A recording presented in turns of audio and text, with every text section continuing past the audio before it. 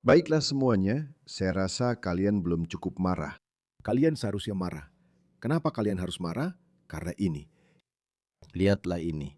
Ini dibicarakan secara terbuka, disiarkan, bukan di Pakistan atau Afghanistan atau di tempat lain di luar yurisdiksi kita. Karena di zaman dulu memang seperti itulah yang terjadi, ya. Musuhmu akan membakar semangat rakyatnya sendiri untuk melawan musuh mereka yaitu Barat. Mereka akan melakukan itu di negara asing. Mereka akan mempersiapkan pasukan mereka. Tapi mereka menemukan aturan yang sangat menguntungkan yang dimungkinkan oleh para politisi kita, di mana mereka bisa datang begitu saja, membuka masjid dan pusat pelatihan mereka dengan biaya dari pembayar pajak lokal dan mengatakan hal-hal seperti ini. Seharusnya kamu marah, tapi kamu tidak. Allah membenci kekafiran. Itu satu dosa. Itu satu dosa. Kejahatan terbesar yang pernah ada adalah kufur dan tidak beriman. Kejahatan terbesar adalah menjadi non-muslim. Syirik. Dan seseorang yang melakukan kejahatan terbesar itu sudah jelas. Jadi ya, apa keyakinan ini? Orang-orang hanya membuat pilihan dalam hidup. Itulah kejahatan terbesar yang pernah ada. Tidak ada kebebasan beragama. Kamu seharusnya tidak punya kebebasan beragama. Itulah yang mereka katakan. Dikatakan, aku dan para utusanku akan menang. Dan tentu saja para pengikut mereka. Seorang mukmin tidak pernah kalah. Seorang mukmin tidak mungkin kalah, itu mustahil. Kemenangan atau syahid. Hanya ada dua pilihan. Kemenangan atau syahid. Kita hanya punya dua pilihan. Kita akan keluar sebagai syuhada atau Allah akan menolong kita. Jika suatu bangsa mendurhakai Allah Subhanahu wa taala, maka bangsa itu kehilangan hak untuk bertahan hidup dan hak untuk tetap merdeka. Dan kamu tahu, memperbudak mereka adalah hukuman yang ringan. Memperbudak mereka adalah hukuman yang ringan. Jadi jika mereka memperbudakmu, seperti yang telah mereka katakan berkali-kali, orang ini tinggal di Amerika, maka itu tetap merupakan kejahatan yang lebih ringan daripada mereka masuk neraka, karena mereka percaya bahwa kamu akan masuk neraka karena kamu bukan muslim. Membunuh mereka adalah hukuman berat. Tidak, maaf. Membunuh mereka adalah hukuman berat. Maaf. Membunuh mereka adalah hukuman berat, tapi memperbudak mereka tidak apa-apa. Ada negara muslim dan ada negara non-muslim. Ada perang yang sedang berlangsung antara kedua negara tersebut. Kenapa ada perang antara negara muslim dan negara non-muslim? Karena negara non-muslim tidak menaati Allah Azza wa Jal. Jihad. Bukan alasan politik, bukan karena sumber daya atau apapun. Itu semata-mata karena mereka bukan muslim. Itulah sebabnya kamu bisa berperang dengan negara-negara non-muslim. Dan kemudian kamu bisa memperbudak mereka. Bersembunyi di sekolah-sekolahnya. Bahwa sekarang aku akan memiliki orang-orang beriman. Menghukum orang-orang kafir. Jika orang-orang beriman tetap berpegang pada petunjuk dan menjalankan agama, Allah Subhanahu wa Ta'ala akan menolong mereka, akan mendukung mereka melawan orang-orang kafir. Begitulah cara mereka mengumpulkan pasukan mereka. Teman-teman, kalian hanya perlu pergi dan melakukan jihad. Cukup, bersiaplah untuk itu. Begitu kalian mulai, maka Allah sendiri yang akan mendukung. Allah akan datang dan menolong kalian. Itulah mengapa kita melihat semua jihadis ini di barat karena mereka tertipu. Mereka diyakinkan bahwa yang harus mereka lakukan hanyalah pergi dan berjihad. Cukup pergi dan lakukan saja. Tapi Allah akan mengurus sisanya.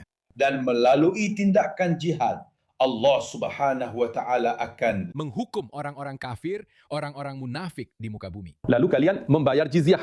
Orang ini juga berbasis di Amerika. Ketika kita menegakkan hukum Allah. Dan jika tidak, maka ada pedang. Kemenangan. Atau mati syahid. Kemenangan Victor Syahada, tegakkan hukum Allah. Jika kita tidak bisa melakukannya, maka berjuanglah, ada pedang. Mereka mengatakan itu di negara-negara barat kita sendiri. Bangunlah.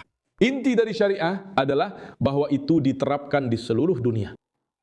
Memang seperti itulah adanya. Seluruh dunia, bukan hanya dunia muslim, seluruh dunia. Kita perlu melakukan itu. Itulah yang mereka katakan. Lihat jihadis yang satu ini. Dan yang ini adalah jihadis asal Inggris. Keir Starmer sangat menyukainya. Dia menyukai semua orang seperti ini. Jika kamu mengikuti metode Nabi, kamu akan dicap sebagai ekstremis, fundamentalis, atau teroris.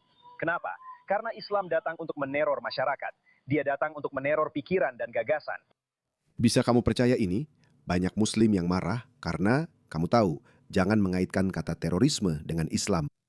Ada ulama Muslim yang secara terbuka mengatakan sendiri bahwa itu tidak apa-apa, kami di sini, Islam ada di sini untuk meneror. Ini sebenarnya adalah sebuah hadis. Itu dia, ini adalah hadis Muhammad yang sangat terkenal. Hadis berarti perkataan Muhammad. Sahih Muslim. Rasulullah Muhammad berkata, aku telah dibantu dengan rasa takut di hati musuh. Itulah sebabnya orang itu berkata, kamu tahu, tidak ada yang salah dengan meneror non-Muslim. Aku telah diberikan kata-kata yang singkat namun luas maknanya. Dan ketika aku sedang tidur, aku dibawakan kunci-kunci harta karun bumi yang diletakkan di tanganku. Kamu tahu, sisanya hanya omong kosong. Itulah yang dia katakan padamu. Tidak ada yang salah dengan itu. Tidak ada yang salah disebut teroris karena Islam adalah teror, agama teror. Dia sendiri yang mengatakannya. Kenapa? Karena Islam datang untuk meneror masyarakat. Islam datang untuk meneror pikiran dan ide-ide seseorang. Kalau tidak, apa yang membuat sebuah agama menjadi kebenaran? Jika Islam adalah kebenaran, maka pasti akan terjadi konflik. Pasti ada. Pasti ada benturan peradaban. Benturan ideologi antara Islam dan apapun yang bukan Islam. Baik itu sekularisme. Baik itu demokrasi, baik itu kebebasan. Keduanya tidak akan pernah bisa hidup berdampingan. Dan itulah yang sekarang disadari oleh pemerintah Inggris. Dan itulah mengapa mereka sekarang menganggarkan sekitar 150 juta hanya untuk skema prevent. Anda hanya berbicara tentang terorisme saja, MI6, MI5. Dia bilang, semua Muslim yang masuk dalam daftar pantauan teroris, prevent, dan daftar pantauan teroris MI6 atau MI5, semuanya adalah Muslim. Seperti itu benar. Tentu saja, mereka akan menganggap kita teroris, karena kita memang di sini untuk meneror mereka. Ini bukan dibuat-buat. Mereka sudah begitu berani sampai-sampai mereka tidak lagi menyangkal tuduhan itu. Karena mereka tahu kita dipimpin oleh tokoh seperti Keir Starmer dan Anthony Albanese, oleh kaum kiri yang selalu mencari-cari alasan untuk mereka. Mereka sendiri yang mengatakan siapa mereka sebenarnya. Di HQ, anggaran mereka mencapai sekitar 650 juta pound sterling per tahun. Jadi kita perlu menanamkan rasa takut itu di dalam hati. Karena dominasi harus, kamu tahu, ditegakkan. Ya, kamu tidak akan langsung mendapatkan dominasi. Itu harus ditegakkan. Mereka akan memiliki dominasi. Mereka harus menegakkan dominasi atas dirimu. Cukup dengan omong kosong ini. Itu seharusnya membuatmu marah. Memang seharusnya begitu. Tapi alasan kenapa aku ingin memutarkan video ini untukmu adalah karena hal ini. Jadi, bukan hanya politisi kita yang melakukan ini. Bukan hanya politisi kita yang melakukan ini. Lihat ini. Lihat anak-anak kulit putih ini. Aku tidak tahu di mana ini. Beberapa orang bilang ini di Australia. Aku tidak tahu di mana itu. Sejujurnya, itu tidak masalah. Karena golongan orang seperti ini di kalangan orang kulit putih ada di mana-mana di setiap negara kulit putih. Dan aku yakin orang tua dari anak-anak kulit putih ini, mereka membenci kekristenan. Mereka membenci kekristenan. Tapi mereka malah berpikir, bukankah itu indah? Mereka mengirim anak-anak mereka ke masjid-masjid orang yang baru saja aku tunjukkan kepadamu. Seperti apa niat mereka. Pandangan seperti apa yang mereka miliki terhadap Barat, terhadap semua orang ini. Mereka bahkan tidak menyembunyikan fakta bahwa mereka adalah teroris. Mereka berkata, kami di sini untuk menerormu. Dan mereka mengirim anak-anak mereka ke masjid-masjid ini. Malulah kalian. Semua orang tua anak-anak ini seharusnya malu. Setiap dari mereka. Tapi tahu tidak, ada satu anak pemberani yang akan tetap teguh pada pendiriannya. Lihatlah ini.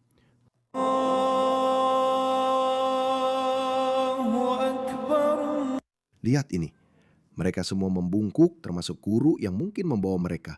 Tapi anak ini tidak. Wow, jadilah seperti anak itu. Apa foto terkenal Hitler di mana ada pria tua yang hanya berdiri saja? Foto ikonik seorang pria Jerman yang menolak memberi salam Nazi. Ini mengingatkanku pada pria ini. Dia, lihat itu. Semua orang telah menyerah pada fasisme, pada Hitler. Tapi pria itu tidak. Lihat dia. Dia hanya berdiri di sana dengan tangan terlipat. Dia tidak bisa berbuat banyak, tapi dia tidak akan tunduk.